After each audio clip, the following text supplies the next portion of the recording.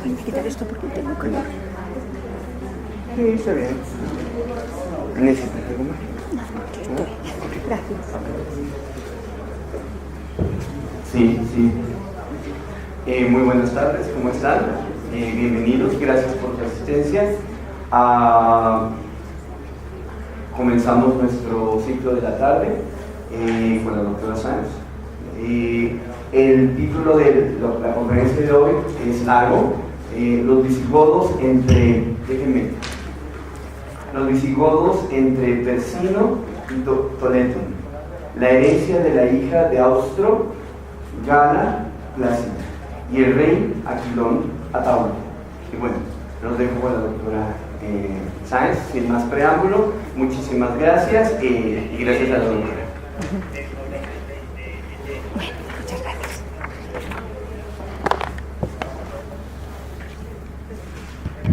Listo. A ver, si quieres Sí, probarlo. sí, ya está. Creo que ¿Escuchan? sí. ¿Me escuchan ustedes bien? Sí. Un poquito más. Un poco más cerca si quieres. Ah, más. El otro, el del lado de allá, es más. ¿Más potente? Okay. Ah, bueno, muy bien. Solo el de arriba. Sí, es más potente. Listo.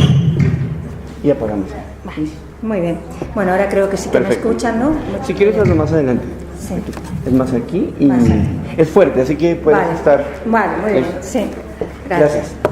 Bueno, bienvenidos de nuevo a la segunda sesión en la que yo espero que hayan recibido los materiales. Hoy vamos a ir leyendo porque hoy estamos un poco más relajados y no estamos tan agobiados como ayer.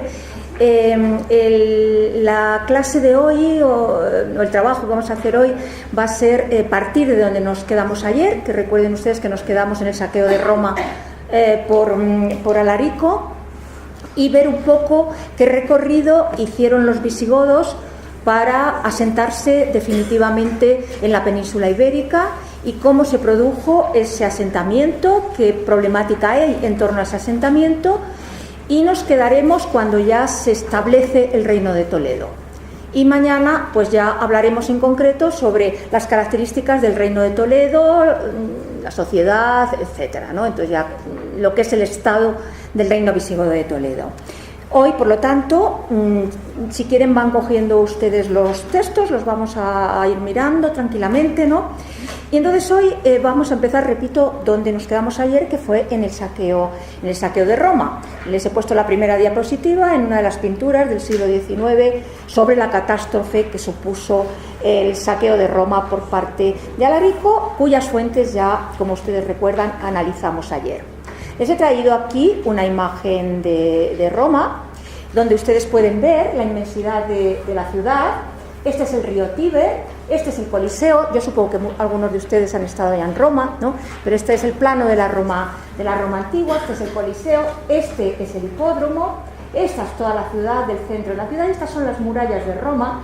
Es decir, es de suponer que Alarico se asentó en la parte de fuera de Roma y es aquí donde la sitió, cortó el Tíber, el río Tíber, con lo cual les cortó el agua de alguna manera, y el Tíber desemboca en el puerto de Ostia y cortó también el puerto de Ostia para quitarles el alimento, y después ya entró, por eso Proba después le abrió las puertas y pactó con él, se produjo el pacto que ya analizamos ayer, porque la muralla venía prácticamente por aquí.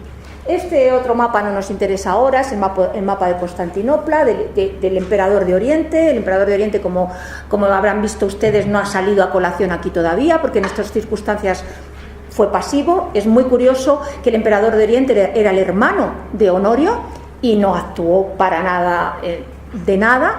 Eso se sabe que Honorio y Arcadio, los dos hermanos, estaban un tanto enfrentados, porque claro, existe un imperio de Oriente, todo Oriente estaba gobernado por otro emperador y sin embargo, como han visto ustedes, no hubo ayuda de ningún tipo para Honorio tampoco, con tropas de Oriente, etcétera, ¿no? El hermano no quiso saber nada. Es muy sencillo, el hermano tenía miedo de que si pasaba algo en Occidente, los godos se iban hacia Oriente y entonces lo que hacían, en vez de sitiar Roma, hubiera sido sitiar Constantinopla y atacar Constantinopla. Por lo tanto, estaba un poco a la expectativa de lo que podía pasar, ¿no? Bien, volvemos al mapa del Imperio Romano, que ahora no nos interesa, pero de todas maneras les he hecho a ustedes de nuevo en la fotocopia por si tienen algún problema, siempre acudir a los mapas. Y vamos a ver qué pasó después del saco de Roma. Jordanes, de nuevo, que es una de las fuentes principales que tenemos para esta etapa, nos dice que después del saco de Roma, Alarico volvió a ponerse en contacto con Honorio. Y lo que nos dice es lo siguiente. Dice, Alarico le presenta a Honorio, es el primer texto que tienen ustedes. Le pidió que le permitiese establecerse en paz en Italia, viviendo con el pueblo romano, de manera que las dos naciones pudiesen parecer una sola, mientras que si se hacía la guerra, el que fuera capaz de vencer al otro podría con toda tranquilidad imponer su autoridad. Y Honorio le contesta que Alarico con su nación, es decir, con su pueblo, en este momento las tropas de Alarico no eran solamente godos, creo que ya se lo dije ayer, se le habían unido muchos militares romanos que estaban hartos de estar en el ejército romano, y Alarico, después del saco de Roma, lo que hace es que libera a muchísimos esclavos. Por las ciudades que va pasando va liberando a los esclavos, y en las zonas mineras libera a los esclavos, y entonces va engrosando sus tropas también con esclavos de todas partes, es decir, que es un ejército inmenso y fantástico, ¿no? Y entonces le responde Honorio que Alarico con su nación, si eran capaces, reivindicasen como propias las provincias de los confines, es decir, las Galias y las Hispanias, que él mismo había ya casi perdido y que estaban tomadas por la invasión del rey de los vándalos. Es decir, que lo que hace el rey Honorio es decir, deja libre Italia, márchate, y si quieres vete a la Galia y a las Hispanias, que yo ya no las controlo. No las controla porque otras bandas de bárbaros habían atravesado por el Rin, al mismo tiempo que los godos, prácticamente estaban dispersos por Galia y por España. Y esos bárbaros tienen otros nombres distintos a los godos, son de otra procedencia, luego volveremos sobre ellos. Son principalmente los suevos, los vándalos y sobre todo los aranos y los vándalos, que van a tener mucha importancia. Hoy nos los vamos a encontrar en distintos momentos, ¿no? Pero de momento la Galia y Hispania está ya prácticamente perdida para el imperio, entonces Honorio lo que le ofrece es que se marche de Italia y que haga lo que pueda en la Galia e Hispania, ¿no? Es decir, que luche contra los otros bárbaros que hay allí y que ya verá él lo que hace. Por lo tanto, de ahí se inicia el periplo que va a acabar en la península ibérica. Sin embargo, a pesar de lo que podamos creer, esto es la imagen de un guerrero visigodo con el casco, con las fíbulas. Yo ayer llevaba un colgante, que es una fíbula, que es el águila este que ven ustedes aquí, es la fíbula del Barbaricon de nuestro instituto, Es el águila imperial romana, que lo adaptaron después los visigodos, y las fíbulas y los enganches y luego los broches de cinturón, etcétera, utilizan este elemento. Esto es la panoplia generalmente de un guerrero visigodo, como más o menos se pensaba que estaban ya en este momento. Si se dan ustedes cuenta, ya no llevan solamente el arco y las flechas, que es lo típico del bárbaro, o el hacha, sino que ya están utilizando armamento romano. Han estado antes en el ejército romano, incorporados al ejército romano, y han incorporado a su panoplia militar pues una serie de armamentos que no eran los propios de los bárbaros o de los godos, sino que es armamento fundamentalmente romano, ¿no? Bien, sin embargo, como les digo, Alarico no hizo caso de Honorio, y Alarico se planteó no ir a las Hispanias, sino irse al norte de África. La razón era muy clara. En las Hispanias y en Galia, como le había dicho Honorio, estaban otros bárbaros, y entonces eso suponía que si quería quedarse en Galia o en Hispania tendría que luchar contra otros pueblos bárbaros. Sin embargo, en el norte de África todavía estaba pacífica, no había llegado todavía ningún elemento bárbaro al norte de África, y sobre todo y fundamentalmente el norte de África era el granero del Imperio Romano. Entonces ven ustedes en el mapa, es decir, toda esta zona de aquí del sur, esto es el granero del Imperio Romano, es desde ahí llegaba el trigo que alimentaba a Roma y que alimentaba a los romanos. El ejército de Alarico en este momento es un ejército inmenso, y lo que tienen es hambre, porque en el saqueo de Roma se han llevado joyas, se han llevado oro, se han llevado lo que había en los templos, pero no llevaban comida suficiente como para alimentar a un ejército de esa categoría. Entonces Alarico, la primera opción de los godos de Alarico fue establecerse en el norte de África, que eran unas provincias pacíficas, con una gran producción agrícola, etcétera, y marchar al norte de África. Por esta razón, Alarico baja por toda Italia y va hacia la zona de donde podía coger los barcos italianos y de los barcos romanos, digamos, que le transportarían hacia el norte de África. Y la zona de donde partían los barcos de Italia hacia el norte de África, hacia la región ahora de Túnez, por ejemplo, era la región actual de Reggio Calabria, es decir, la bota, el tacón de Italia, ¿no? La parte que linda con Sicilia, etcétera, a través del estrecho de Messina, por Sicilia, pasar al norte de África.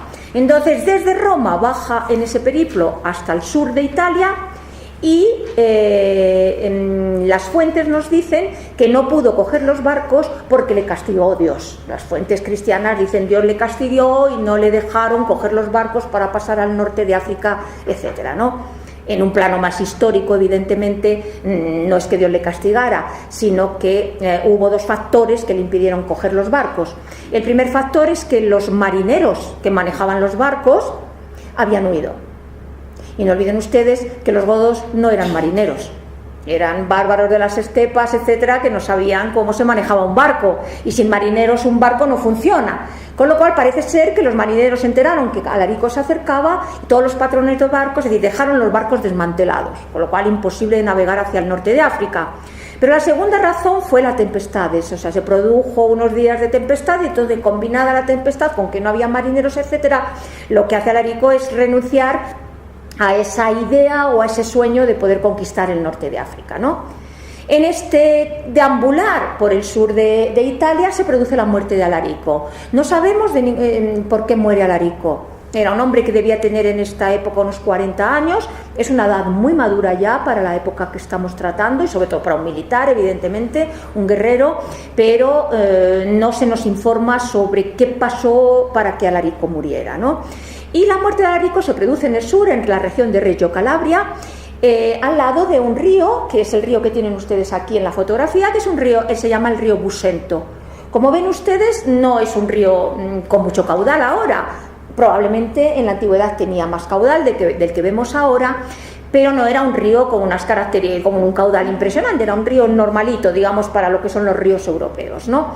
Y a la muerte de Alarico lo que se produce es que los soldados de Alarico desvían las aguas del cauce del río Busento y entierran a Alarico en el cauce del río Busento. Este es un ritual muy no es un ritual romano, es un ritual bárbaro. Cuando empleo yo ahora el término bárbaro, entiéndanme, no es en el sentido de que eran bárbaros, sino en el sentido de limitarlos frente a los romanos, ¿no? Es decir, era un ritual, digamos, bárbaro, que consiste en que los guerreros, junto con todo su armamento, son entregados a las aguas. Y ahí se ve muy bien cómo los orígenes de los godos, pues probablemente sí estaban en Escandinavia, es decir, en las regiones que vimos ayer, porque ese es un ritual muy típico del primer milenio antes de Cristo y también después, durante la época romana, de los guerreros escandinavos.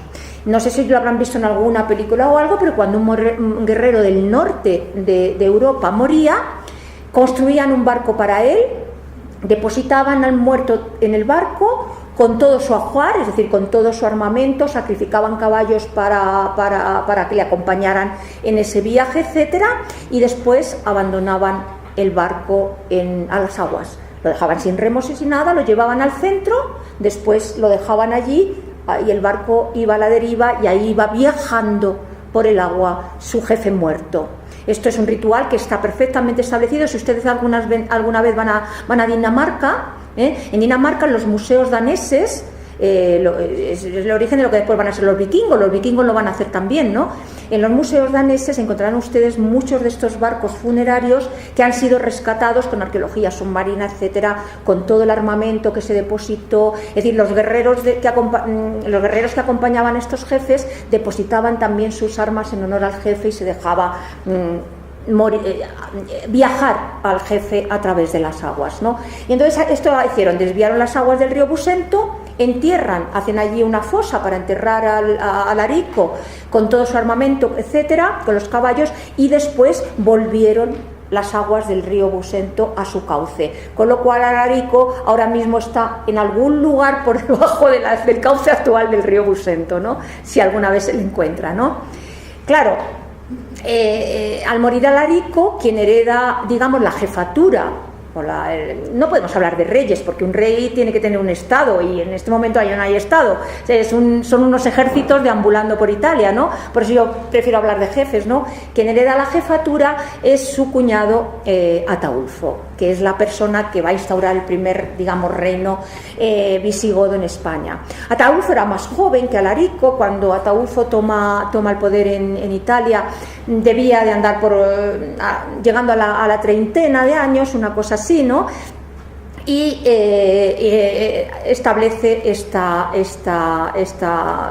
jefatura, y es Alarico el encargado de volver desde el sur de Italia, pasar sin problemas a la Galia y llevar a su pueblo a la Galia y a Hispania, como le había dicho Honorio, probando suerte a ver si allí podían establecer su reino. Pero con Alarico nosotros nos vamos a introducir ahora en una historia interesante, que es una historia de amor.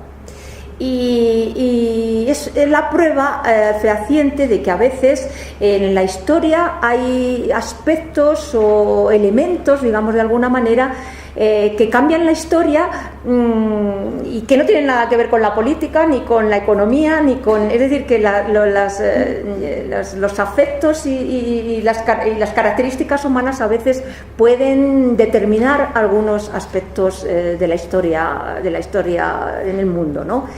Y es que cuando Ataulfo invadió Roma y saqueó Roma, recuerden ustedes que ayer les dije que Honorio se había ido huyendo a la ciudad de Rávena y que había dejado en Roma prácticamente a toda su familia. Entre su familia había dejado a la mujer de Estilicón, que era su tía. La mujer de Estilicón fue ejecutada por el Senado romano, porque como Estilicón era amigo de Alarico, pensaron que tenía la culpa ella de que Alarico fuese a Roma y asediase Roma, con lo cual el Senado la ejecutó, la mandó a asesinar. Pero en Roma habían quedado también todas las grandes damas de la aristocracia y de la realeza, digamos, romana.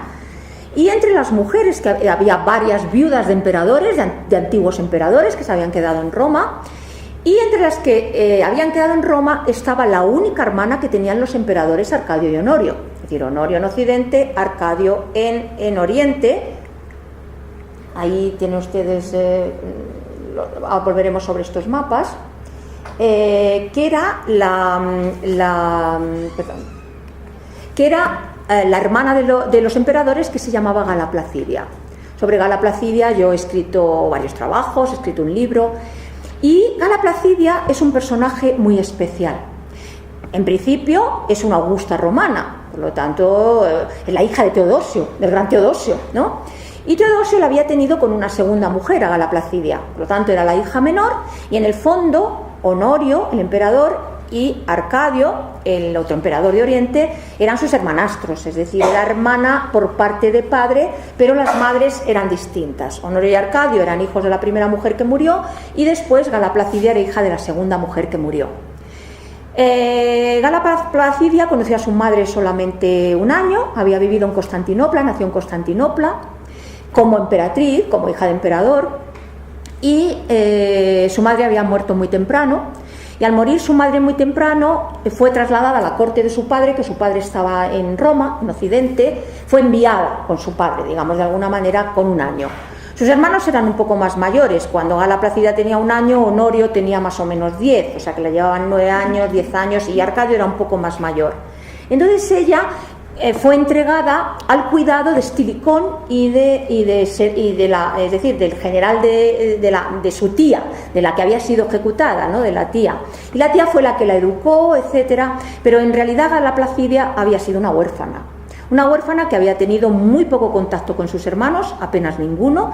Con el de Oriente apenas le había visto, con Honorio de Occidente era mayor que ella y estaba destinado a ser emperador y no se había ocupado nunca de ella ni tenía ningún cuidado con ella en Roma, y había quedado en manos de su tía, que la había educado, pero que la tía le había impuesto también una serie de condiciones. Entonces a Gala Placidia, cuando era muy pequeña, se la había casado, obligado a casarse con el hijo de Estilicón, del general Leonorio, de Teodosio y de su tía. ¿Para qué? Pues para que por matrimonio, como ella era la que era realmente emperatriz, para que mediante ese matrimonio pues el hijo de Estilicón pudiera llegar a ser emperador, etcétera, ¿no? El caso es que se la había manipulado en políticas matrimoniales que ya no le gustaban, y como había sido huérfana, había sido educada por esclavas bárbaras. Entonces había tenido esclavas hunas y había tenido esclavas germanas, había tenido esclavas godas, que eran las que realmente la habían educado. Y entonces había recibido una educación múltiple. Por un lado, su tía Serena, que era la mujer de Estilicón, le había dado una férrea disciplina religiosa cristiana, la había educado para, casada con su hijo, que llegase a ser emperatriz, etcétera. Y por otro lado, las mujeres bárbaras le habían puesto en contacto con otras religiones, con otras formas de vivir, con otras culturas, etcétera, y eso va a tener sus consecuencias. Y como todavía se había educado de una manera muy libre, porque nadie le hacía caso, había adquirido una personalidad impresionante que va a delimitar una etapa importante de la historia del final de Roma. A Gala Placidia la vamos a ver a partir de ahora en muchas situaciones. Bien, pues cuando Honorio salió corriendo hacia Ravenna, se dejó a Gala Placidia en Roma. No sabemos si es que ella no quiso marcharse con su hermano, porque no le tenía ningún afecto, y prefirió quedarse en Roma, o si Honorio directamente abandonó a todos los que estaban en Roma, huyó con una parte de su ejército y los dejó al arbitrio de lo que los godos quisieran hacer allí. Cuando entra Alarico en Roma, la incorpora a su caravana, junto con el resto de las mujeres que había en Roma. Se las lleva todas como rehenes para decirle a Honorio: cuidado, que si me atacáis llevo a tu hermana y llevo a las viudas de otros emperadores, etcétera. Era un poco el muro que Alarico, el muro femenino que Alarico se creaba de alguna forma, ¿no?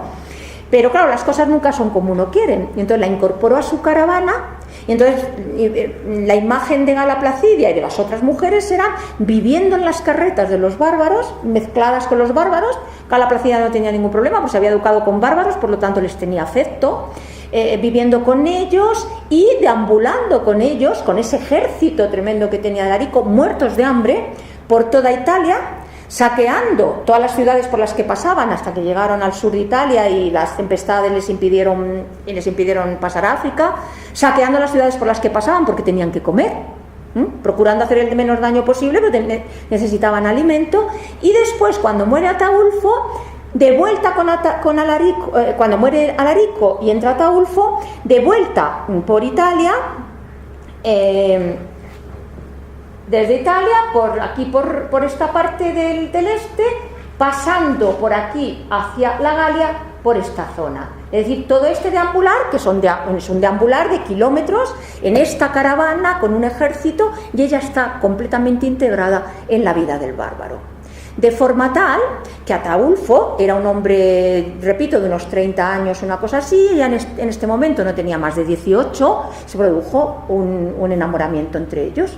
Ataulfo estaba casado con una goda y tenía 2 hijos. Entonces, para los reyes bárbaros no había ningún impedimento en tener varias esposas. Entonces se produce el matrimonio entre un rey bárbaro que no era ciudadano romano y una hija del emperador Teodosio, la única hija del emperador Teodosio, Gala Placidia, que es una emperatriz romana. Y ese matrimonio está prohibido por ley. Es decir, la ciudadanía en el Imperio Romano la transmite la mujer. Es decir, eres ciudadano romano si vienes de padre y madre romana, es decir, si los dos, tu padre y tu madre, son romanos, pero puedes ser también ciudadano romano si tu madre es romana. La madre puede transmitir esa ciudadanía. Por lo tanto, el peligro en este caso del matrimonio de Gala Placidia y Ataulfo es que si tenían un hijo, Gala Placidia y Ataulfo, el hijo era el hijo de una emperatriz romana, y eso podía poner en peligro la realeza de su propio hermano de Honorio o lo que pudiera venir después. Entonces las leyes prohibían, por lo tanto, que una mujer romana se casase con un bárbaro.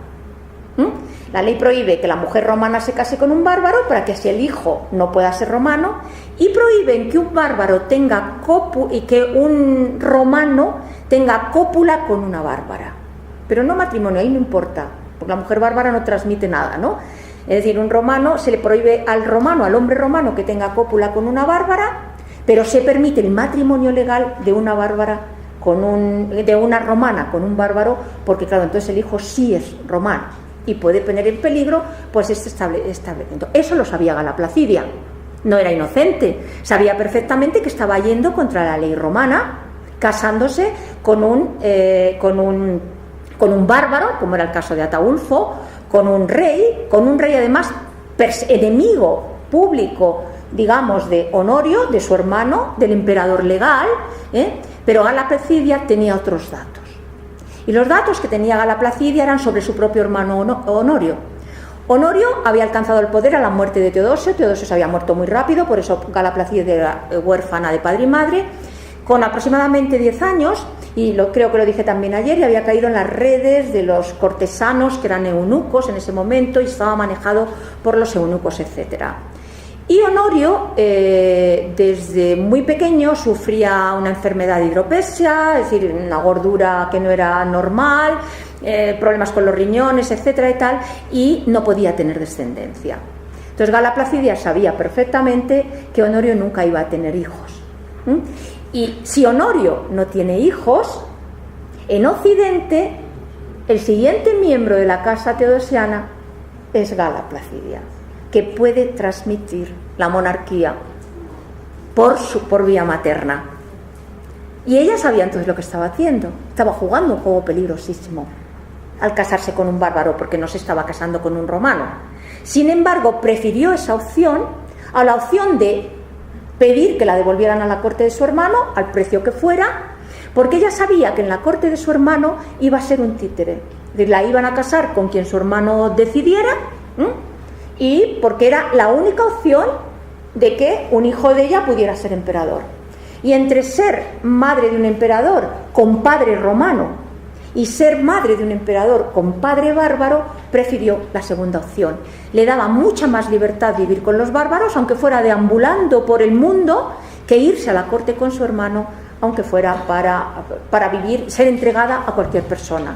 Pero claro, entre medias había una situación de afecto, de amor, digamos, de alguna manera, ¿no? Por lo tanto, con Ataulfo comienzan el camino hacia Italia, desde Italia hacia la Galia. El camino fue y sabemos que se produjeron 2 matrimonios de Gala Placidia, 2 ceremonias de matrimonio. La primera ceremonia de matrimonio se produjo aquí, en Forum Julii, que es en una parte de Italia, y la segunda ceremonia de matrimonio se produjo aquí, en Marsella, la ciudad romana de Massalia, que era la ciudad que conocemos como la ciudad de Marsella. En estas circunstancias, ahí tienen la ciudad de Marsella, el aspecto que tenía en época romana, con su circo, etcétera, y ahí tienen ustedes el puerto actual de Marsella. Marsella era una ciudad comercial muy importante, donde los visigodos intentaron entrar, pero no les dejaron pasar. Entonces, en ese deambular, no sabemos por qué, debe haber una guarnición importante de ejército, digamos, quizás del emperador o lo que fuera. Entonces, en ese deambular acaban llegando a la ciudad de Narbona. Narbona está un poquito más para allá de Marsella. Bueno, no la tengo aquí, voy a volver un poco.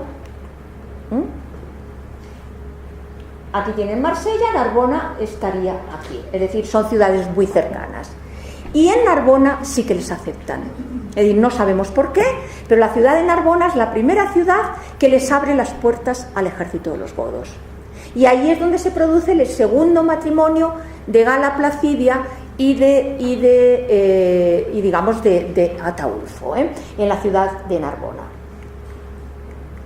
Esta es la Narbona romana, con una planta clásica romana. Esta es la familia de Gala Placidia, su padre era Teodosio I, estas son las monedas de Teodosio I, su hermano era Arcadio, lo que les he dicho antes, el emperador de Oriente, y el otro hermano era Honorio, el emperador de Occidente, que es el hermano que teóricamente no puede tener hijos, y ella tenía de alguna manera la aspiración de que su hijo fuera alguna vez emperador.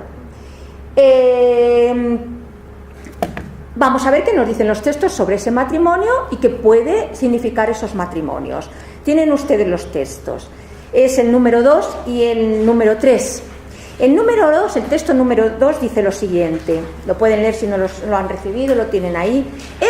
Ataulfo, después de recibir el trono, tomó a su vez el camino de Roma. Si alguna cosa había sobrevivido al primer paso, él la destruyó hasta su desaparición a la manera de las langostas.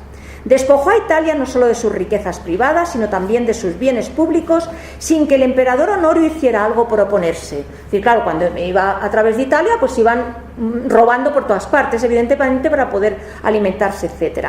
En cuanto a la hermana de este último, el emperador Honorio, Placidia, hija que Teodosio había tenido con una segunda esposa, se la llevó de Roma como cautiva. No obstante, esta, por su noble nacimiento, su belleza física y su casta pureza, llamó su atención, y en el Forum Julii, primer matrimonio, ciudad de la Emilia romana, se unió legalmente a ella por el matrimonio.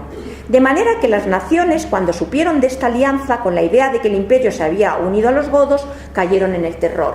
Quiere decir que el resto de los bárbaros que estaban por allí, esto es falso, evidentemente no cayeron en el terror, cuando recibieron la noticia de que Gala Placidia se había casado con Ataulfo, tuvieron miedo de que los godos tuvieran todavía mucha más fuerza, ¿no? Es lo que nos dice Jordanes.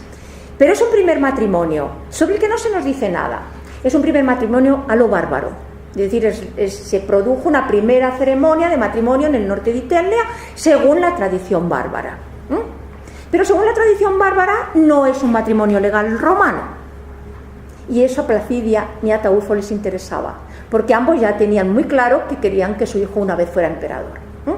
Entonces se produce el segundo matrimonio, llegan a Marsella no les abre las puertas, intentan asediarla, Marsella tiene un gran puerto, les es inasequible. Llegan a Narbona y Narbona se les abre las puertas. Y además no solamente les abre las puertas, sino que les ofrecen toda su ayuda. La explicación tiene dos vías. Hay dos explicaciones para preguntarse por qué Narbona, que es una ciudad romana, la capital de una provincia, la provincia narbonense, puede abrir las puertas a una tropa de bárbaros y romanos mezclados, pero que son enemigos del emperador Honorio en principio. Hay dos razones. La primera es que en esta época, en la Galia, estaban ya otros bárbaros, suevos, vándalos, alanos por allí, intentando conquistar las ciudades de la Galia. Ya lo he dicho antes y ya veremos luego a dónde llegamos con esto, ¿no? Y parece ser que los narbonenses decidieron que el ejército de Ataulfo podía protegerles de esos otros bárbaros. Por lo tanto, era como una especie de pacto de protección de la ciudad.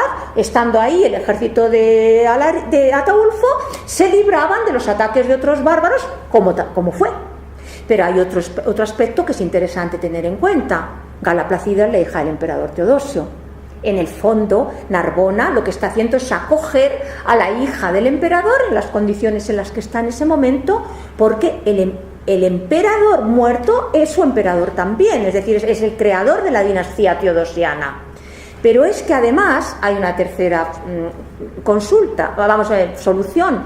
Si han visto ustedes, Narbona está al lado de Cataluña, es decir, al lado de España, de las Hispanias, ¿no? Y lo ven ustedes ahí en el mapa. Y Gala Placidia es hija de Teodosio. Y yo les dije ayer que Teodosio era un emperador originario de España. Por lo tanto, es más que probable, porque lo vamos a ver también cuando llegan a Barcelona, que los narbonenses tuvieran un clientelaje con Teodosio. Es decir, que hubieran relaciones de clientela, de amistad con Teodosio, que venía de una de las familias más importantes de Hispania. Y ella era la hija de Teodosio, por lo tanto la tenían que acoger. Es como si el hijo de un amigo nuestro nos pide refugio en su casa, de alguna manera, ¿no? Entonces estas tres razones, que es la hija del emperador, que además el emperador es hispano y se podían tener relaciones de ella, y el miedo a los otros bárbaros, el caso es que en Narbona les abren las puertas. Y ahí es donde se produce el matrimonio a la romana. Es decir, el matrimonio legal que permite que ese matrimonio sea legal y que el hijo de ambos en algún momento además pueda ser emperador.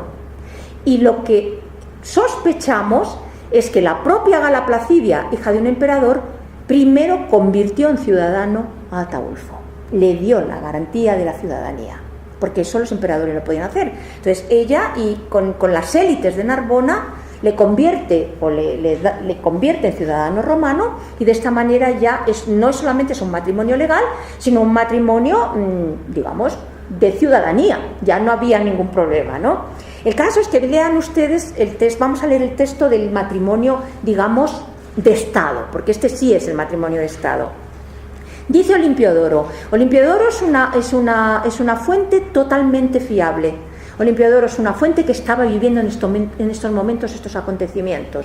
Estaba en la corte del rey Arcadio y recibían información directa de todo lo que estaba pasando. Por lo tanto, lo que dice normalmente Olimpiodoro es creíble. Y Olimpiodoro dice lo siguiente: con la ayuda y el consejo de Candidiano, que era uno de los jefes que iban con Ataulfo, Ataulfo decidió celebrar el matrimonio con Placidia.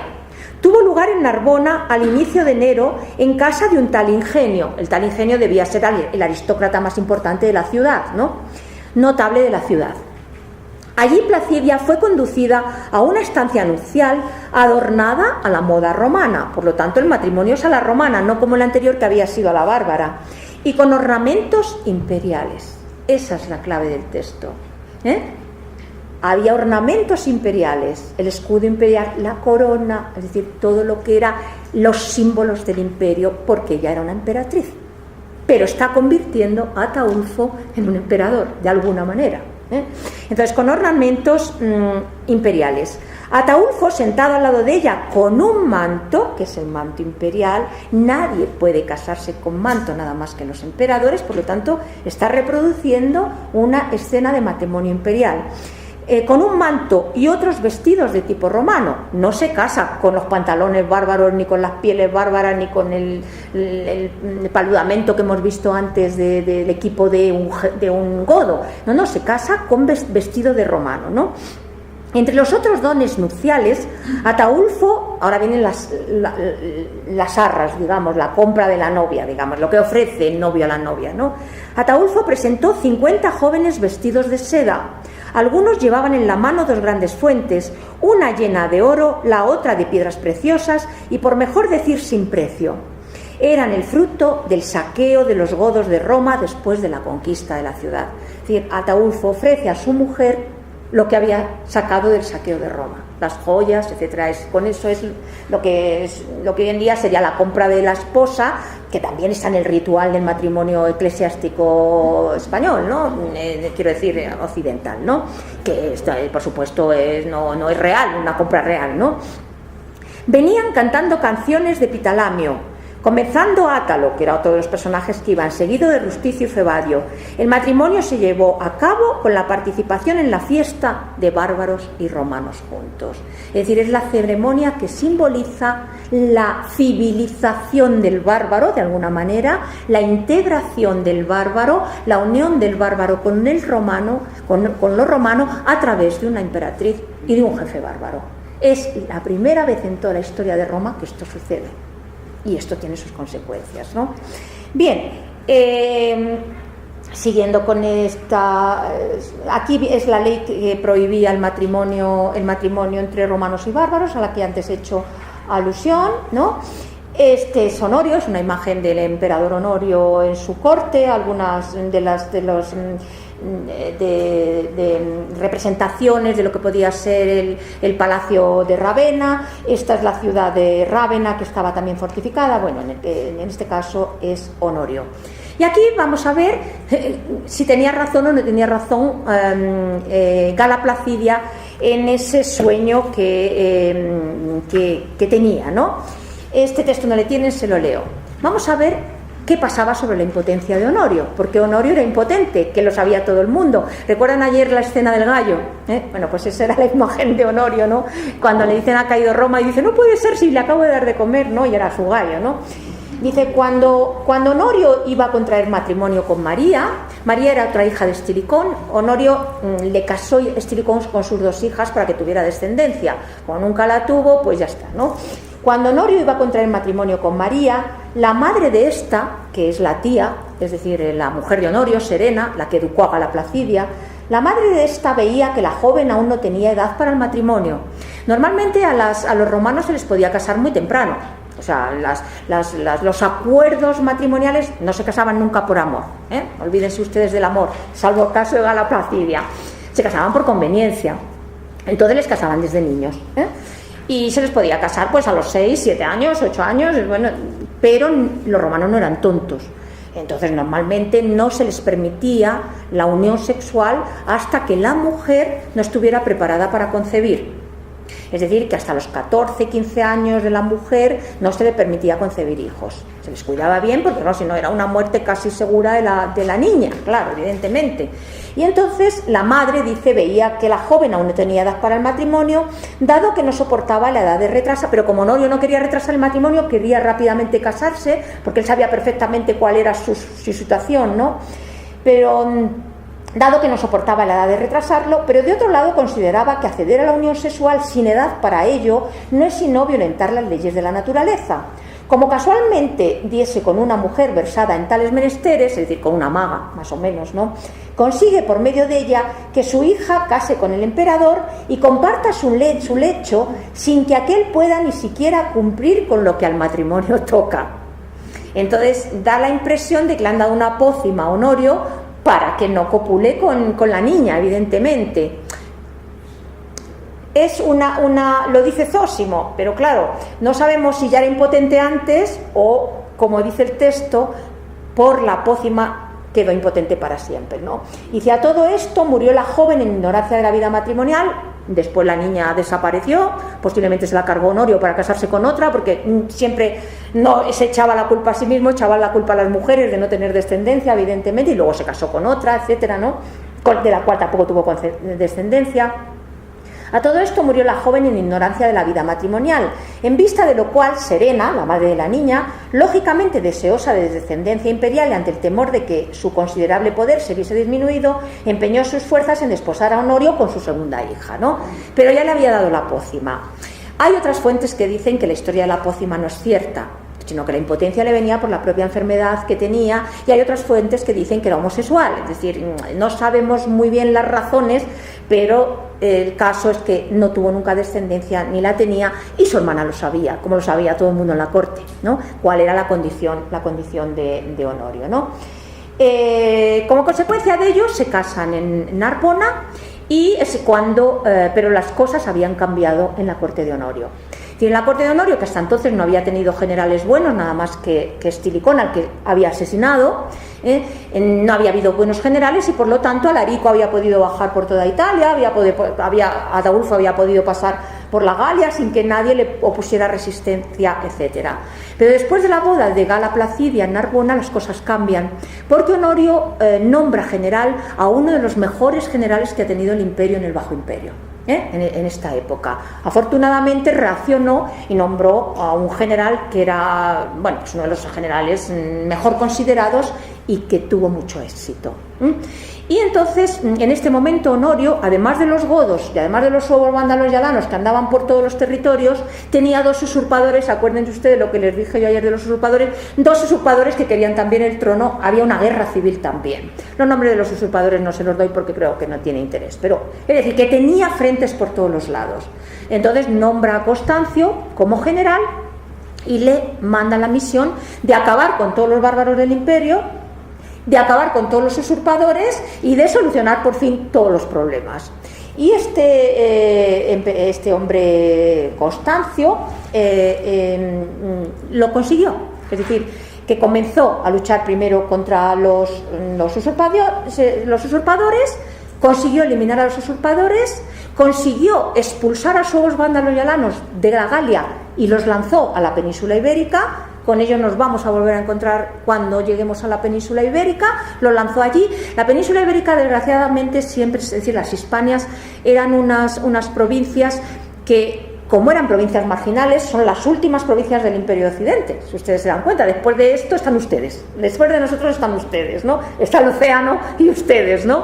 Por lo tanto, eran las últimas provincias y entonces siempre sirvieron para explotarlas, para sacar sus riquezas, explotarlas, sacar todo su oro, su plata, etcétera, y luego, como eran lugares ya alejados, marginales, pues en este caso a los bárbaros que se vayan allá, porque lo que se trata es de cubrir las defensas de Italia.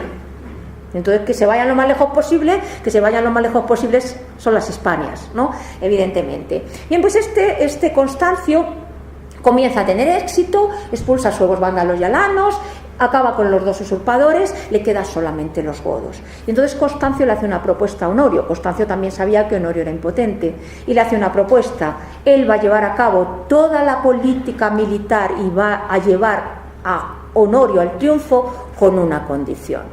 Y la condición era Gala Placidia, evidentemente.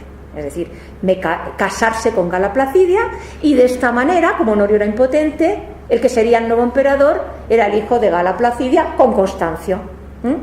Es decir, había tenido la misma idea que Ataulfo, ¿no? Ataulfo, casado con Gala Placidia, aspiraba a que su hijo tuviera el poder. Constancio tiene la misma aspiración. Entonces ahí se produce el choque de trenes, digamos de alguna manera, por Gala Placidia. Es decir, Constancio contra Ataulfo por Gala Placidia. Dos grandes ejércitos, el de los godos contra el de los romanos de Honorio, por Gala Placidia. Es decir, Gala Placidia es el centro de la política de este tiempo, ¿no?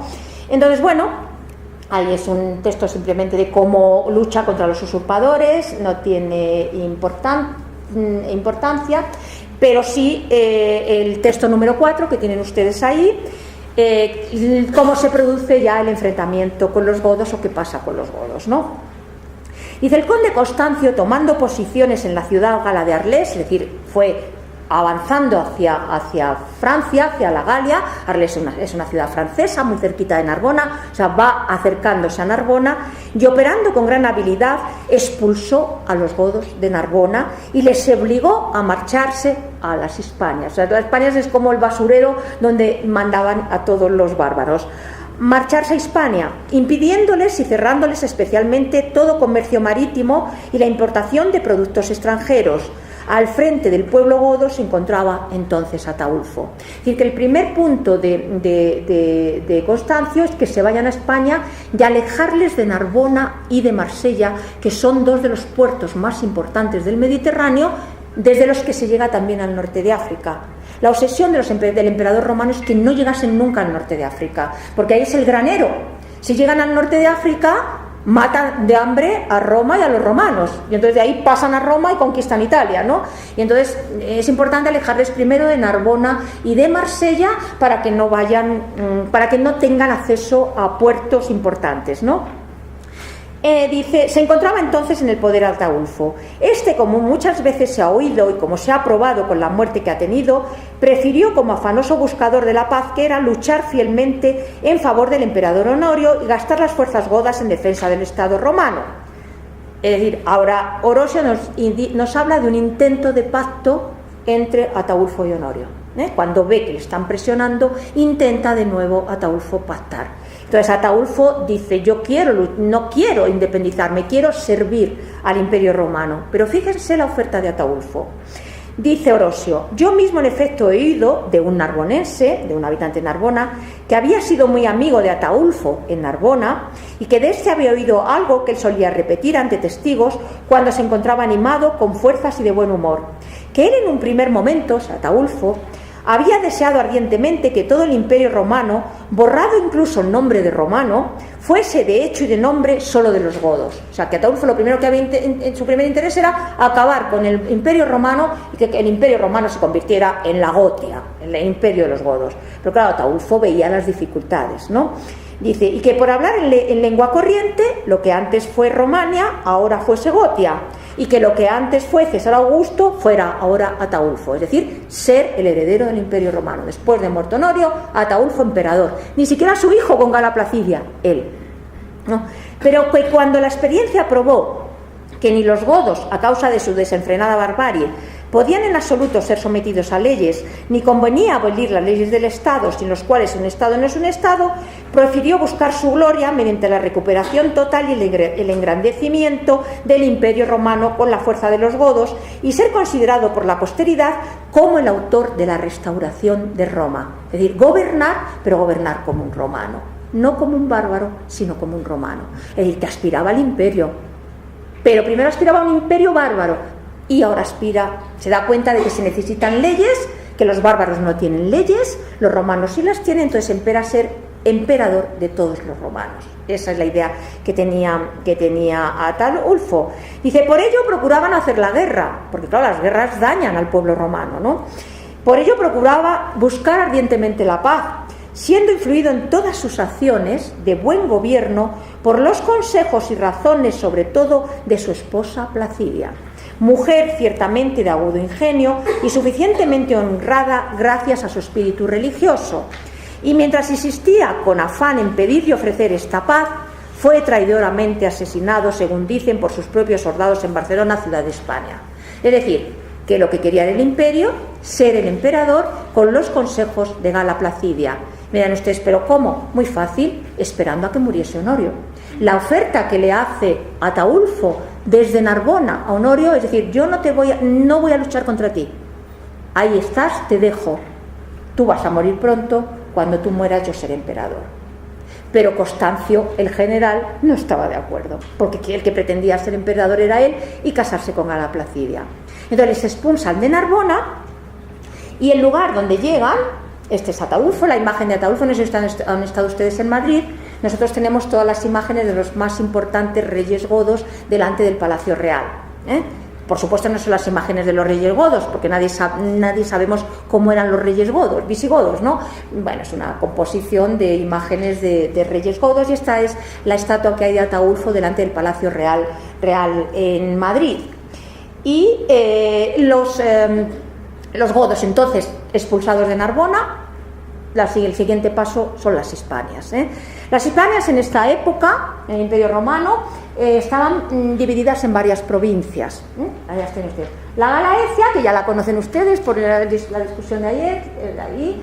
La Lusitania, que formaba Portugal y lo que es ahora Extremadura. La Bética, que era prácticamente toda Andalucía, la actual Andalucía. La Cartaginense, que es la zona de Cartagena, Valencia, Alicante, se han estado en España, pues más o menos es la zona. Y la Tarraconense, que iba desde aquí hasta aquí. Es decir, lo que es actualmente toda Cataluña y después Zaragoza, Aragón, el País Vasco y después Santander, etcétera. Toda esta zona era la provincia tarraconense. Los godos vienen de aquí. Aquí está Narbona y al primer lugar que llegan, evidentemente, en su recorrido es a la Tarraconense y por lo tanto a la zona, digamos, de lo que es la Cataluña actual. La capital de la Tarraconense era Tarraco, de ahí viene el nombre de Tarraconense. Tarraco es la actual Tarragona, el nombre se ha mantenido de época romana, pero Tarragona era, al ser la capital, tenía una guarnición militar importante, que todavía era fiel a Honorio, al emperador legítimo, y entonces los godos, para no dar problemas, porque todavía están intentando que Honorio acepte la oferta de que cuando él muera sea Ataulfo el emperador, se asientan en esta ciudad, cerca de Tarraco, pero sin inmiscuirse en la vida de los tarraconenses. Y esa ciudad, que se llama Barquino en latín, es Barcelona. Por lo tanto, el primer asentamiento visigodo en la península ibérica no fue Toledo. El primer reinado visigodo en la península ibérica fue Barcelona, porque fueron expulsados allí. Allí se asientan Gala Placidia y Ataulfo con sus tropas y con su gente, y hasta ahí muy bien, porque Ataulfo comienza a intentar luchar contra los otros bárbaros que había en Hispania. Los otros bárbaros lo veremos luego, pero ya se lo adelanto. Ay, perdón.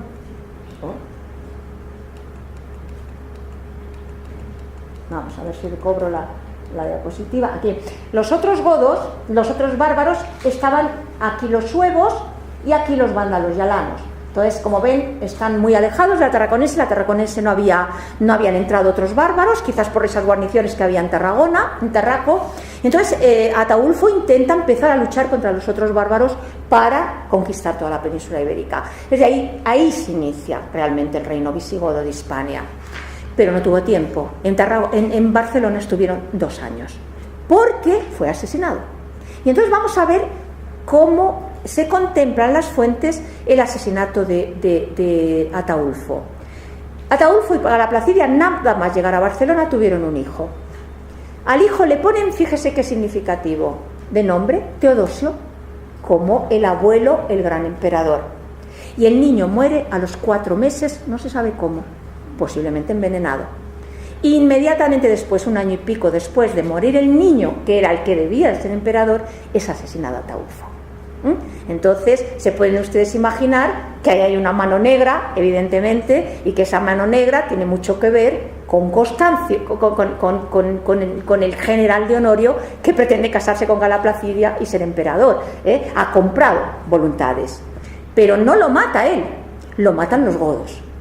Entonces las fuentes nos informan al respecto. Esta es una reconstrucción de lo que podría ser la Barcelona de época imperial, la Barquino, ¿no? Orosio, que es un historiador de esta época, que vive en esta época, ya lo hemos visto muchos textos ayer también de él y tal, él vivía en las Hispanias en este momento, y entonces vivió muy bien esta realidad, por eso nos informa muy bien de estas cuestiones, y él tenía muchas simpatías a los bárbaros, porque el gobierno de Honorio era una catástrofe, es que ya ser romano era como un suicidio, ¿no? Y entonces esperaba que los godos trajeran sangre nueva y unas formas nuevas de vida y una estabilidad a la península. Y entonces Orosio nos dice, refiriéndose a los godos, a pesar de todo eso, inmediatamente después de estos hechos, los bárbaros, es decir, los godos, despreciando las armas, es decir, acabando de la guerra, ¿no?, de alguna manera, se dedicaron a la agricultura y respetan a los romanos, que quedaron allí poco menos que como aliados y amigos. Por lo tanto, se produce la paz, la alianza. Cuando dice los romanos, dice los hispanos que vivían allí, ¿no? Poco menos que como aliados y amigos. De forma que ya entre ellos hay algunos ciudadanos romanos que prefieren soportar libertad con pobreza entre los bárbaros que preocupación por los tributos con los romanos. Pues, ya les dije ayer que para mantener el aparato estatal, la política fiscal y tributaria era impresionante, o sea, la gente estaba arruinada prácticamente. Entonces, ¿qué hacen los hispanos cuando llega Ataulfo? Y Ataulfo dice, ofrezco la paz, pues prefieren muchos de ellos vivir con Ataulfo y con los godos que andar todavía sometidos al Imperio Romano, ¿no? ¿Cómo muere Ataulfo? Hay varias fuentes al respecto. Jordanes nos dice lo siguiente. Ataulfo tomó la decisión de echar de las Hispanias a los vándalos, es decir, a los otros bárbaros que había en la península ibérica. Dejó su tesoro en Barcino, y todas las riquezas que llevaba con él, y con sus hombres más fieles y con la ayuda de los no combatientes, penetró en el interior de las Hispanias. Bueno, las libró con combates de los vándalos y 3 años después de haber sometido a los galos y a los hispanos, murió a causa de un golpe de espada en el vientre que le asestó Eberwulf. Eberwulf es un nombre godo. Significa aquel que ama a los lobos. Hoy todavía en alemán, pues lobo es Wolf, ¿no? Wolf. Que le asestó Eberwulf, de quien se solía reír. Después de su muerte, Segerico fue proclamado rey, pero él también cayó como resultado de una traición de los suyos y perdió pronto en la vida. Es decir, quien asesina es un godo normal, pero quien manda asesinarle es el tal Segerico, que fue asesinado inmediatamente después. Es decir, a Segerico alguien le ha comprado para que sus fieles maten al rey y los fieles de Ataulfo le matan a él. Esto va a ser muy normal. A partir de este momento verán ustedes que si algo caracteriza a la monarquía goda es que se asesinaban muy fácilmente unos a otros sin ningún problema. Es decir, las muertes constantes y asesinatos constantes de reyes los vamos a estar viendo todo el tiempo. Y eso determinó su final también. Estas luchas entre facciones, entre godos, no godos contra otros, por el poder, por la lucha del poder, había facciones distintas y se asesinaban. Los reyes morían de una manera muy fácil entre los visigodos, ¿no? Eso tiene un término en latín, que es como así se denomina en la historiografía, que es el morbus gotorum. el morbo de los godos, que es asesinarse unos a otros, ¿no? Así lo decimos los historiadores, ¿no? Bien, por lo tanto, Ataulfo es asesinado después de haber sido asesinado su hijo. Isidoro de Sevilla, que después estuvo en el reino visigodo de Toledo, fue un puntal de los visigodos en Toledo, dice lo siguiente: con la muerte de Ataulfo se cumplió, según creen algunos, la profecía de Daniel. Isidoro de Sevilla es un obispo, es católico, ¿no? La profecía de Daniel dice: quien dice que la hija del austro, el austro es un viento mediterráneo, la hija del sur, Gala Placidia, la hija del sur del Mediterráneo, de Roma, ¿no? La hija del austro habría de unirse al rey del Aquilón. El Aquilón es un viento del norte, de los bárbaros del norte, ¿no? Ataulfo, sin que, sin embargo, quedase ninguna descendencia de su estirpe. Como también el propio profeta agrega a continuación cuando dice: y no quedará su semilla. De la unión de una romana y un bárbaro no puede quedar semilla, viene a decir. Y eso ya lo profetizó Daniel en siglos atrás, ¿no? Es una composición evidentemente no real, ¿no? Como también el propio profeta agrega a continuación cuando dice: y no quedará su semilla. En efecto, de su vientre no quedó ningún hijo para suceder a su padre en el reino. Ataulfo dejó las Galias y se dirigió a las Españas, siendo degollado en Barcelona por uno de los suyos durante una charla familiar, ¿no? Y hay otra fuente que es Idacio que dice lo mismo: la hija del rey del mediodía se unirá al rey del norte, etcétera, etcétera, ¿no?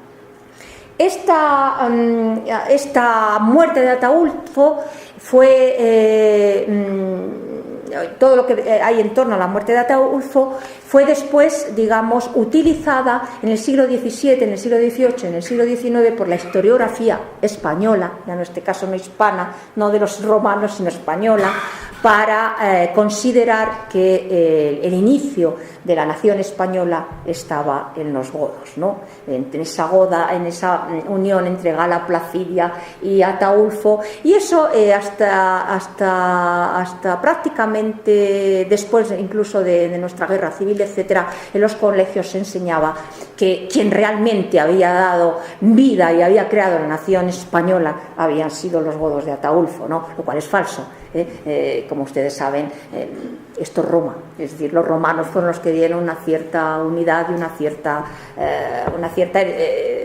vida o sentido al conjunto de pueblos que vivían en las Hispanias. Ya verán ustedes que los godos en realidad lo único que hicieron fue continuar la política romana y estuvieron en el poder apenas un siglo y medio, con lo cual tampoco mucho podían hacer, ¿no? Pero de ahí viene que nos llamen ustedes también godos y estas cosas que después se han ido trasladando, ¿no? Que está muy alejado de la realidad histórica, ¿no? Es más historiografía que realidad histórica. Pero les pongo un texto, por ejemplo, de Ignacio de Luzán, que es un historiador del siglo XVII, que de ahí, con esa ideología y esa mentalidad, ¿no? Dice: y aquí no puedo dejar de notar que aquel Ataulfo, a quien los que injustamente quieren quitarle la corona de España no existía, es España, las Hispanias romanas, el término España es un término moderno, ¿no? La corona de España de las Sienes nos los pintan pobre, hambriento, fugitivo, buscando asilo y refugio en los mismos dominios de los romanos contra los romanos que le perseguían. Ese mismo Ataulfo en la pluma de Orosio, cuando le importa decir la verdad sin disimulo, no es pasible ni fugitivo, sino un potentísimo rey. Potentísimo rey, en fin, no tiene ni reino siquiera, ¿no? De cuyo parentesco y alianza resultaba Honorio, por especial providencia divina, una conveniencia suma. Estaba enfrentado con Honorio, o sea que nuestra historia de España también tiene sus problemas, ¿no? Y yo quiero que ustedes lo sepan, ¿no? También, que a nosotros también se nos han contado cosas que muchas veces no son reales, ¿no? Bien, cuando muere el niño, seguimos el siguiente texto. Prisco es un historiador también muy fiable, porque vivió en la corte de Teodosio, después vivió con los hunos. Prisco es la fuente principal que tenemos para conocer a los hunos, de Atila y todo esto, porque vivió con los hunos. Entonces Prisco es una fuente fiabilísima. Dice lo siguiente: el niño, se refiere de nuevo al hijo de Ataulfo y Gala Placidia, el niño murió pronto y sus padres, profundamente afligidos, lo enterraron en un cofre de plata en una iglesia cerca de Barcino. Poco después el propio Ataulfo fue asesinado mientras miraba a sus caballos en el establo, tal como lo solía hacer. Fue asesinado por un godo a su servicio llamado Dubio, o sea, se repite, que había estado buscando largo tiempo una oportunidad para satisfacer su antiguo odio. Y ahora explica el por qué le matan. El señor de Dubio, caudillo de una tribu goda, había sido asesinado antes por Ataulfo, que había incorporado a Dubio a su propia casa. Dubio, para vengar a su anterior señor, mató a su segundo señor, Ataulfo, antes de morir. Y Ataulfo, antes de morir, dice Prisco, y es bastante fiable, ordenó a su hermano de volver a Placidia y, si fuera posible, cultivar la amistad de Roma. Fue sucedido por Genserico, el hermano de Saro, que se aseguró el trono de la violencia y la intriga, etc. En fin. Pero es importante el detalle. Ataulfo, antes de morir, le dice que devuelvan a Placidia a su hermano. ¿Por qué? Porque Ataulfo tiene mucho miedo de que los godos que están en contra de él eliminen a Gala Placidia, ¿no? Entonces, Sigerico, que fue el que asesinó o mandó a asesinar a Ataulfo, lo que hace es que, una vez asesinado a Ataulfo, sale de Barcelona, sale de Barcino, ata a Gala Placidia a su caballo y se la llevó como un vencido en una ceremonia triunfal, que la ceremonia romana no es ceremonia bárbara, ¿eh? Los romanos, cuando vencían, por ejemplo, cuando César conquista la Galia y vence a los galos, cuando vuelve a Roma, lleva detrás de él a todos los jefes galos con una soga al cuello, atados con cadenas, ¿no?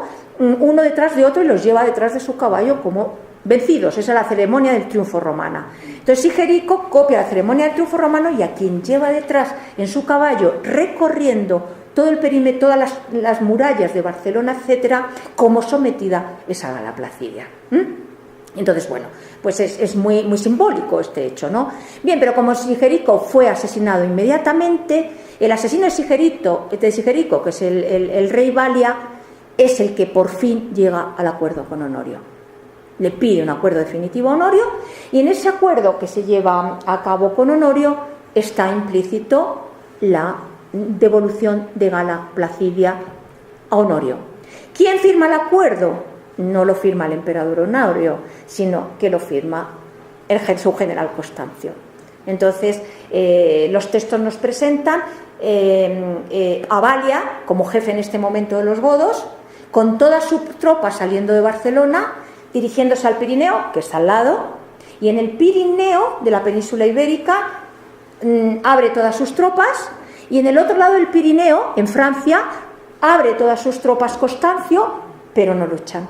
Y entonces, en uno de los pasos del Pirineo catalán, se encuentran Constancio y Balia, y Balia deposita en manos de Constancio a Gala Placidia, la devuelve para que se case con ella y la lleve a Ravenna, y allí se establece el pacto definitivo. Es decir, la primera vez, y ahí empieza ya el auténtico pacto con el Imperio Romano. ¿Qué se establece en ese pacto? Pues es muy curioso. Se devuelve a Gala Placidia, se para de luchar, se abandona Hispania, sobre todo Barcelona, porque Barcelona es un puerto, por lo tanto se puede pasar también al norte de África desde Barcelona, y se les da por fin un asentamiento definitivo a los godos. ¿Dónde se da ese asentamiento definitivo a los godos? No en Hispania, no en Hispania. Se les aleja de la costa española, del Mediterráneo, y se les coloca en la Galia, pero en el norte de la Galia. Este era un retrato de las monedas de Constancio. Las monedas que tenemos de Constancio. Este es, antes de pasar a explicarles dónde se les coloca, un texto muy interesante de por qué repudiaba también Gala Placidia a Constancio. Nos dice Olimpio Doro: tenía un aspecto triste y sombrío, con sus ojos grandes y amplia cabeza, debía ser bastante feo. Todo su cuerpo se doblaba sobre su caballo y miraba con recelo a cualquier lado, para, como dice la vieja expresión, parecer digno del imperio. En los banquetes y fiestas, sin embargo, era agradable y sociable, y a menudo incluso condescendía en competir con los mimos que actuaban en la tarima. Pero el aspecto de Constancio no era precisamente muy bello, aparte de otras cosas, pero bueno, a este personaje es al que se entrega Gala Placidia, ¿no? Gala Placidia fue devuelta a la corte, y a partir de ese momento Gala Placidia se dedicó, se la casó. Hay varios textos, los resumo para avanzar un poco, pero hay varios textos donde se define qué pasó en la corte. Gala Placidia llega a Ravenna, para que vean ustedes cuál es la personalidad de esta mujer. Llega a Ravenna, y Gala Placidia, para aceptar ser devuelta, impone una condición. La condición que impone es que se lleva consigo a una tropa de godos, que son los que le protegen. Se fía tampoco de su hermano, que se lleva a clientes godos, se lleva a todas sus esclavas godas, se lleva a clientela goda y se lleva tropa de godos armados que la van a proteger a lo largo de toda su vida, de visigodos. O sea, ya está más a gusto con los visigodos que con otros. Entonces llega allí, el emperador lo acepta, porque no es un ejército, son tropas que protegen a la Augusta, y entonces la dice que se tiene que casar con Constancio. Y Gala Placidia se niega persistentemente. Y hay un texto de Prisco que nos dice: llegó un punto en que Honorio la agarró de la mano y cogió por la mano de Constancio, y en la estancia imperial les unió por obligación, mientras ella daba gritos. Imagínense la imagen, ¿no? La casan y a partir de ese momento Gala Placidia cambia el chip. Ya no puede ser emperatriz de Roma con Ataulfo, entonces será emperatriz de Roma en Roma, o sea, en Ravenna, ¿no? Entonces cambia el chip y lo que se dedica es a hacerle la vida imposible a Constancio. Le volvió loco. Le repudiaba, le gritaba, le hacía la vida prácticamente imposible. Pero era tan lista que tuvo 2 hijos con él. Evidentemente, ¿no? Y entonces el futuro emperador Valentiniano III y una niña llamada Honoria, que tendremos que volver a ella porque tenía el mismo carácter que la madre y fue muy definitiva también la historia del imperio. Fíjense cómo estaba amueblada la cabeza de esta señora, ¿no? Entonces le hago la vida imposible a mi marido, el marido murió rapidísimo, 5 años después estaba muerto, pero eso sí, antes tuvo 2 hijos de ella, ¿no? Su hermano también murió rápidamente y el que queda como emperador es el hijo de Gala Placidia. No con Ataulfo, pero sí con Constancio. Constancio muere, Honorio muere, se sospecha que ella ayudó a la muerte de ambos, ¿no? Y toma el poder su hijo Valentiniano III, que era un niño, y ¿quién gobierna? Gala Placidia como tutora del imperio, ¿no? Bueno, ahí les dejo con Gala Placidia porque evidentemente no vamos a hablar más de Gala Placidia, pero aquí el texto de Olimpiodoro habla de eso, de cómo los cogió de la mano y les obligó de alguna manera a casarse. Y esta es Gala Placidia. Tenemos la imagen de Gala Placidia, monedas de ella, porque fue emperatriz, gobernó el Imperio Romano, la primera emperatriz que gobierna el Imperio Romano, ¿no? Y entonces amonedó monedas de oro, que eran los símbolos del poder, y también tenemos ahí varias joyas e imágenes de ella con sus hijos. Entonces, Gala Placidia es ella, este es el emperador Valentiniano y esta es Honoria. Quédense con su imagen porque tiene su historia también, ¿no? Esta es Honoria, la hija, que era la segunda. Y si van ustedes alguna vez a Rávena, porque la corte ya no está en Roma, está en Rávena, aunque Gala Placidia murió en Roma, lo veremos más tarde, no dejen ustedes de visitar el mausoleo de Gala Placidia, que es una de las obras maestras del arte bizantino, porque en este momento el arte es este arte oriental que llamamos arte bizantino, y ella se hizo una tumba preciosa, murió con casi 60 años y cuando llega a la corte tenía 24 o 25, no tenía más, ¿no? Bien, aquí en este texto se explica, son todos textos que tienen ustedes, que luego pueden en su casa, cómo estaba amparada en la corte por sus sirvientas, la tal Elpidia y todos los sirvientes con los que llegó a Rávena, ¿no? Y fíjense una frase que dice: hubo frecuente alboroto en Rávena, donde un gran número de bárbaros, que eran los bárbaros que acompañaban a Gala Placidia, que se inclinaban hacia ella por su matrimonio con Ataulfo, venían a las manos, o sea, que se peleaban, es decir, que tenía una fuerza importante Gala Placidia en la corte, ¿no? Bien, de todas las maneras, retrocedamos al pacto. Gala Placidia es parte del pacto, la devolución del pacto, y los visigodos se comprometen a otra cosa más, a poner sus armas al servicio de Honorio. Todavía vive Honorio, ¿no?, cuando se produce el pacto, ¿no? Es decir, que se produce en el pacto la obligación de los godos de acabar con los bárbaros en Hispania. Por lo tanto, ahí comienza ya a luchar los godos contra los bárbaros de Hispania, pero en nombre del emperador Honorio, ya no en su propio nombre, sino en nombre del emperador Honorio. ¿Cuál es la otra parte del pacto? ¿Qué tiene que hacer el emperador? Colocarlos en algún lugar.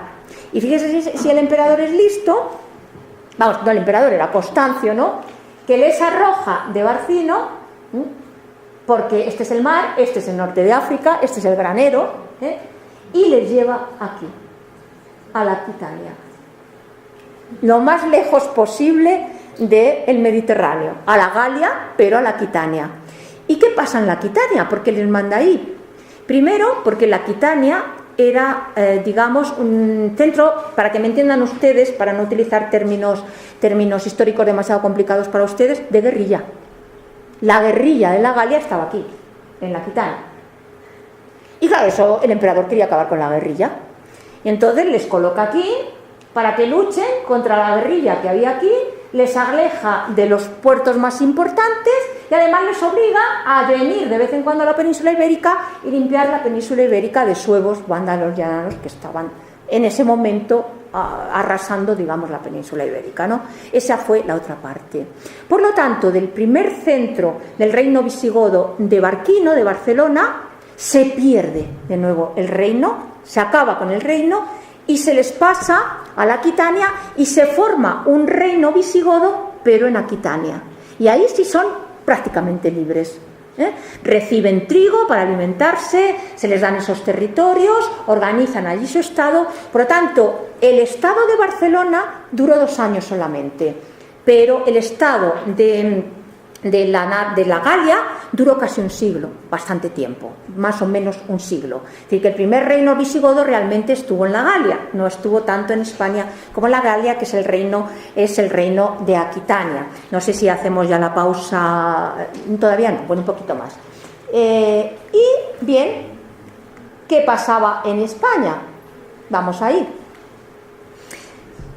Estos textos, tienen ustedes algunos de estos textos en la documentación que les he dado. Son unos textos un poco aburridos, por lo tanto los voy a resumir, pero se los pongo para que vean un poco qué pasa. Lo primero que hacen los godos desde Aquitania, es decir, desde Francia, no están ya en España, es cumplir con las obligaciones que tienen en este momento todavía con Honorio, pero después ¿con quién? Con el hijo de Gala Placidia. Por lo tanto, el pacto continúa. Porque no olviden ustedes que Gala Placidia ha sido la reina de los godos. Por lo tanto, el pacto no se rompió nunca, hasta que no murió Gala Placidia. Ya veremos cuando se vivían libres en Aquitania, tenían sus propias leyes, se organizaron a su manera, pero siguieron fieles siempre a Gala Placidia, hasta que Gala Placidia muere, que muere 50 años después. O sea, ese amor a Gala Placidia por parte de los visigodos nunca se rompió, nunca la traicionaron, a ella y a su hijo. Por lo tanto, estos 50 años en su cabeza son 50 años de colaboración con el imperio, todo el tiempo, con Gala Placidia, que es la emperatriz.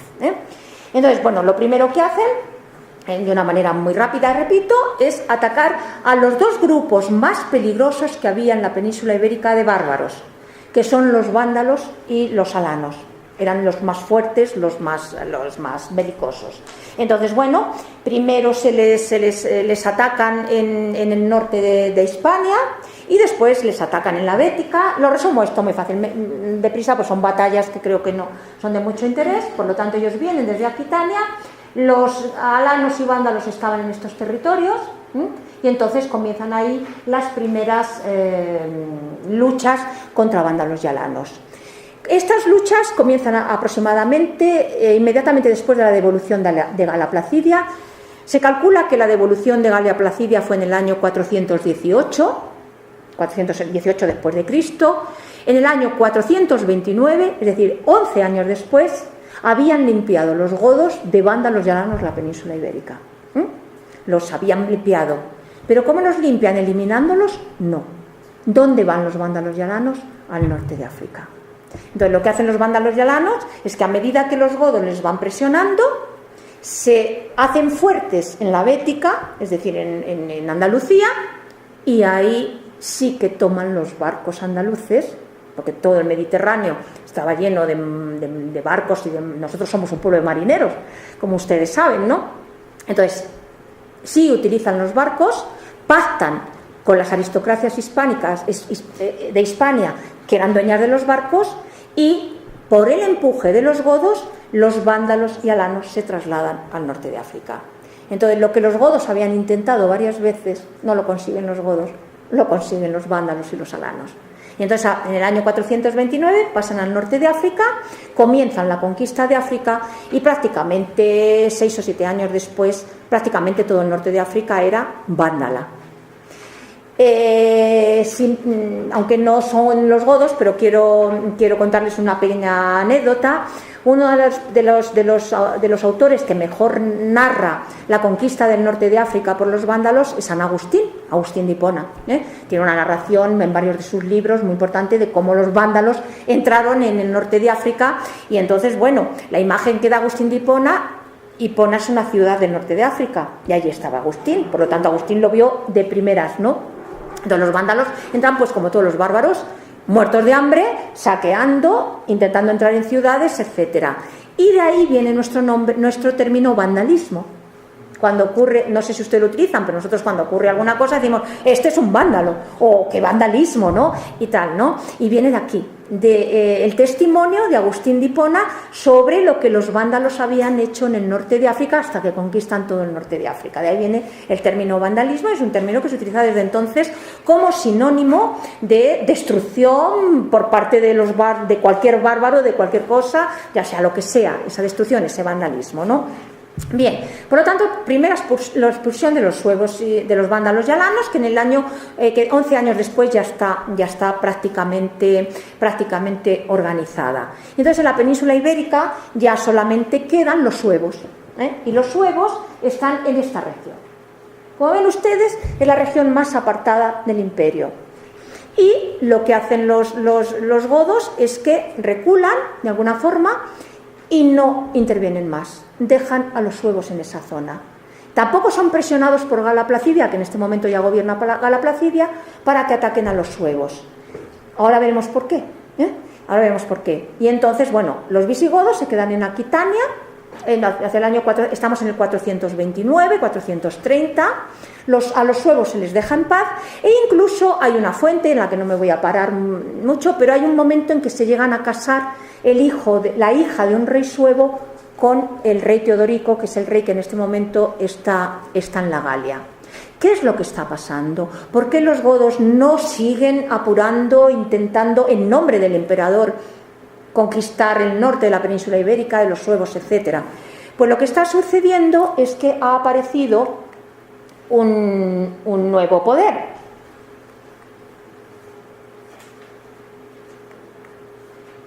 Bueno, aquí tienen un texto de Orosio sobre cómo habían entrado los suevos y vándalos en las Hispanias, suevos, vándalos y granados. Dicen, han sido invadidas las Hispanias, se han sufrido matanzas y rapiñas.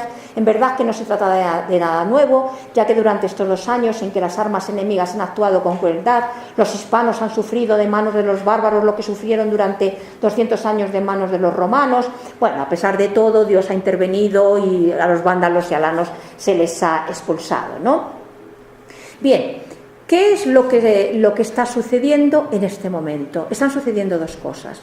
La primera cosa que está sucediendo lo pone este texto, que creo que lo tienen ustedes aquí. Todos los textos que les estoy dando,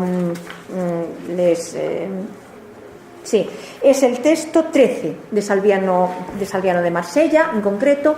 ¿Qué ha sucedido? Lo que ha sucedido al principio es que al arrojarse a los vándalos y a los alanos de la península ibérica, los provinciales aceptan de alguna manera convivir con los bárbaros, tanto con los godos como con los suevos. Y entonces el texto dice: durante este tiempo los pobres se arruinan, las viudas gimen, los huérfanos son extorsionados. Mientras tanto, la mayoría de ellos, nacidos en familias conocidas y educados como personas libres, huyen al enemigo para no morir por los efectos de la persecución pública.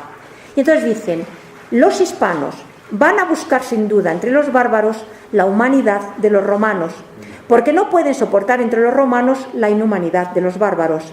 Y quienes a ellos huyen se diferencian por la religión, la lengua e incluso por el olor fétido que emana de los cuerpos, se supone de los bárbaros, y la ropa de los bárbaros.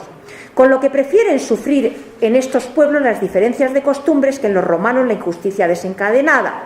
Luego sigue diciendo que el título de ciudadano romano, antiguamente tan estimado y tan encarecidamente comprado, se le repudia ahora y se le huye, se le considera no solo vil, sino incluso abominable. De esta manera, una gran parte de los hispanos y una no menor de los galos, en fin, en todo el universo romano, la injusticia romana les ha conducido a no ser más romanos. ¿Qué es lo que ha sucedido en este tiempo que los godos no aparecen en las Hispanias? Pues que los godos han pactado con los galos y con los hispanos. Entonces, eso les permite a los godos desarrollar pacíficamente su reino de Aquitania. El primer punto. Se establecen, se estabilizan y pactan con la ciudadanía. Es la primera vez que se deja de ser romano, que es lo que dice el texto, ¿no?, para ser bárbaro, pero romano. El romano es bárbaro y el bárbaro es romano. Es cuando ya se produce la unión del mundo romano con el mundo bárbaro, aquí en Aquitania. El segundo aspecto es menos idílico. El segundo aspecto tiene que ver con